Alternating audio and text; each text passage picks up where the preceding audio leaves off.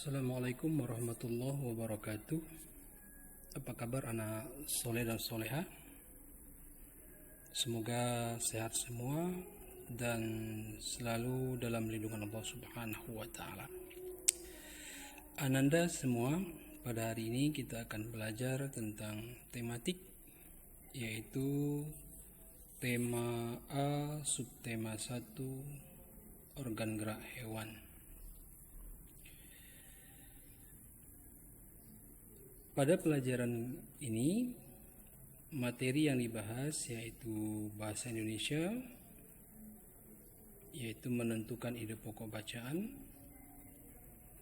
Kemudian pelajaran PKN, menjelaskan sikap-sikap yang sesuai dengan Pancasila. Dan pelajaran IPS itu menggambarkan peta kondisi geografis wilayah tempat tinggal.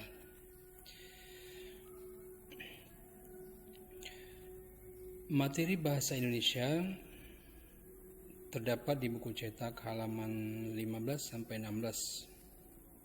mengenai bagaimana menentukan ide pokok bacaan. Anda mungkin masih ingat bagaimana menentukan ide pokok? Ya, seperti pelajaran yang sebelumnya yang pernah Abi sampaikan ya.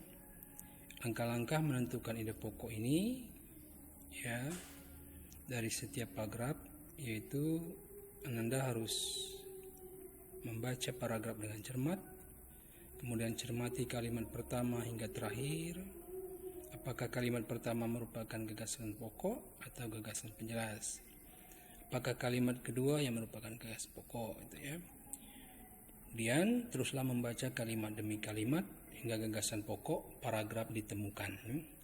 Dan ingat, gagasan pokok sebagai isi atau inti paragraf dapat terletak di awal, akhir, awal dan akhir atau di seluruh paragraf ya. Agar lebih memahami, Ananda bisa membaca teks di halaman 15-16 yang berjudul Upaya Hebat Dokter Hewan Cilik, dan tentukan ide pokok tiap paragrafnya ya. Nah, kalau sudah membaca ya ide pokok tiap paragraf, itu yang pertama, pada paragraf pertama pembentukan dokter cilik, yaitu ide pokoknya ya. Dan pada paragraf kedua, tujuan dibentuknya dokter cilik. Sedangkan pada paragraf ketiga adalah manfaat dokter cilik. Ya, ini adalah contoh dari ide pokok tiap paragraf ya. Nah, selanjutnya kita akan melihat ya materi berkenaan dengan PKN ya. Materi ini terdapat di buku cetak halaman 17 sampai dengan 18 ya. Nah, ketika kita upacara, kita mungkin sering membaca Pancasila. Ya. Mungkin Ananda bisa membaca ya. Kita baca bersama-sama. Pancasila. 1. Ketuhanan yang Maha Esa. 2. Kemanusiaan yang adil dan beradab.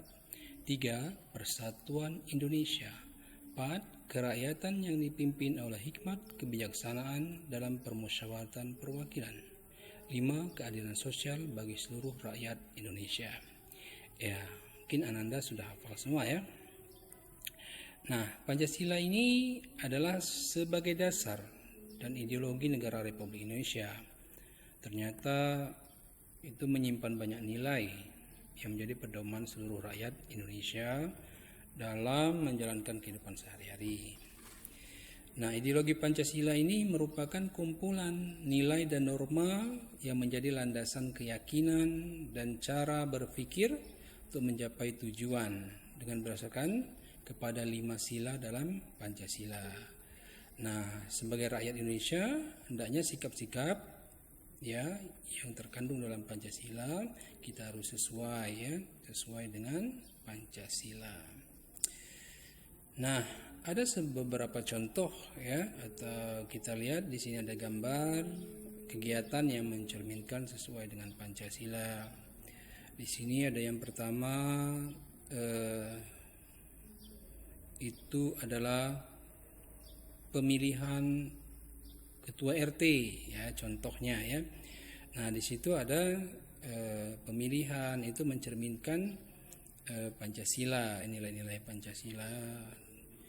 Kemudian ada yang nomor 2, memberikan sumbangan ya, derma, itu sesuai dengan nilai Pancasila.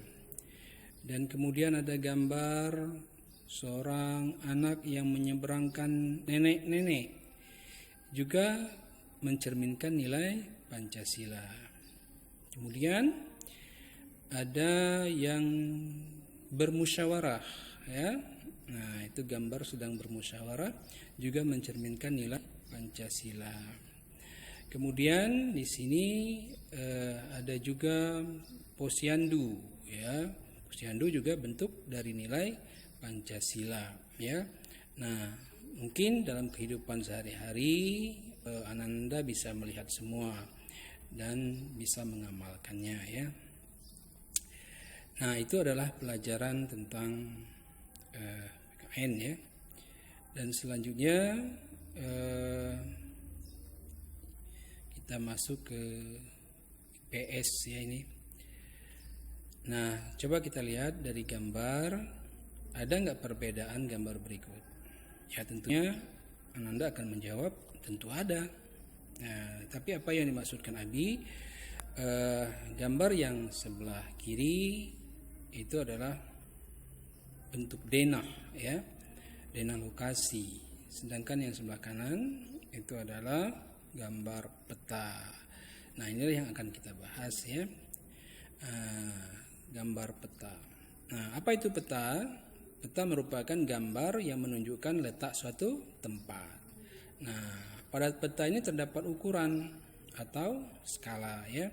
Peta digunakan untuk menggambarkan daerah yang lebih luas seperti desa, provinsi, ataupun mungkin negara gitu ya. Ini kalau peta ya. Nah, jika dilihat contoh peta Indonesia,